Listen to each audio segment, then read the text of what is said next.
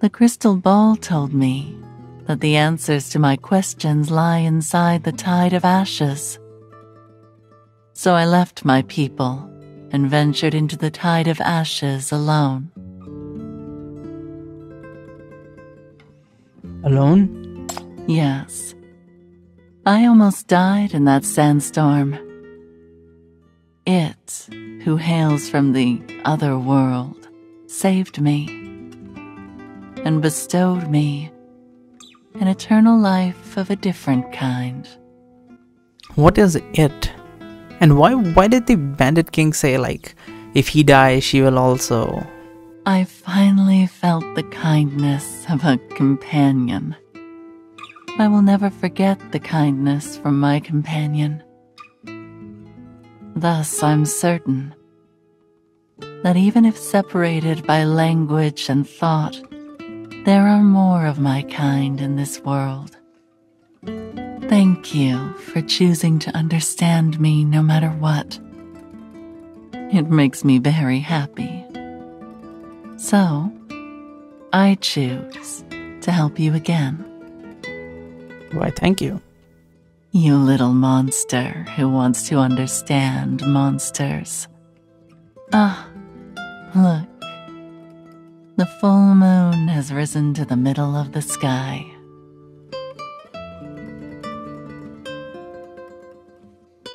The moonlight blankets the desert in a dreamlike hue. Stargazer dances amidst this dream. No one wants to shift their gaze.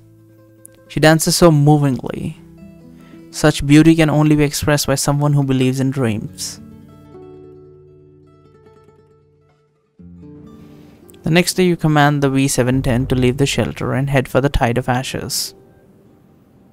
The closer you get to that gloomy black tempest, the heavier everyone's breathing becomes. Everyone instinctively wants to avoid that place, that unknown horrific realm of death. Everyone except Stargazer. Chief, the Tide of Ashes is ahead. I have the crystals ready. Go, Chief, go! I believe we can do it! You nod towards everyone and hand the 2 crystals to Stargazer once more.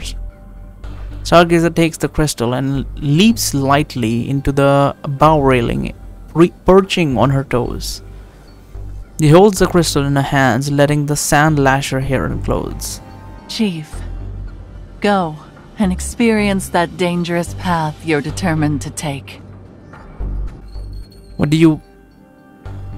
The howling sandstorm suddenly strengthens and you struggle to keep your eyes open. Amidst the dust shrouding the sky, you suddenly perceive something. Akate Hella.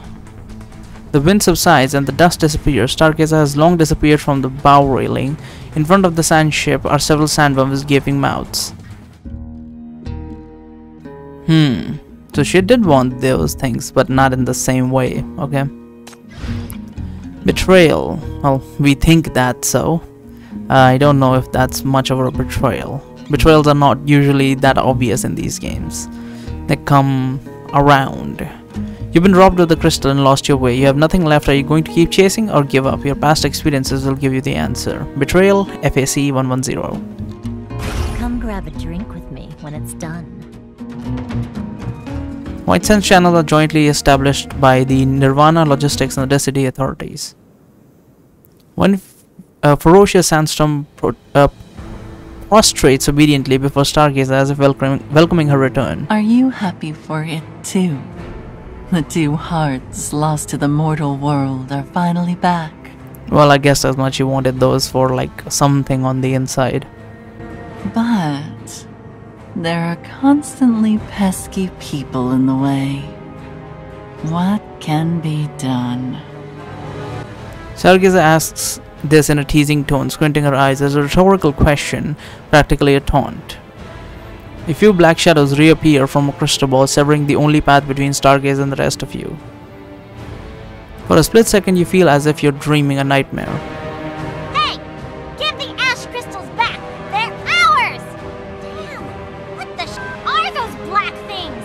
How dare they block my path!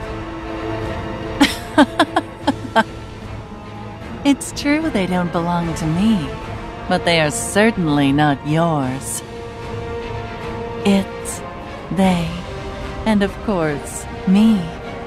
We all belong to White Sands, to the Dream Flower. Filth Flower? What a horrible slur that tarnishes its real name. I've been waiting for this moment ever since you set foot in White Sands. So you've been deceiving us from the beginning? Well, who could have guessed? Deceive? We each took what we needed from each other. I needed the ash crystals held by you and the desert bandits. You needed me to help you defeat the desert bandits. It's a win-win. Now it is time for me to collect my payment. Farewell. It is time to end this ridiculous game of companionship. Stargazer hops on a sandworm and departs before your eyes. Chaser. Yeah, I heard you. But these shadows, how the do we get rid of them? Chief, the more we struggle and fight, the more fiercely these dark shadows attack and bind us. Upon hearing Hecate's description, you sense that these dark shadows bear a striking similarity to that mysterious, horrific entity. If these shadows are also powered by sensing the emotions of the target, order Hecate and Hela to stand down. Hecate and Hela, stop your attacks.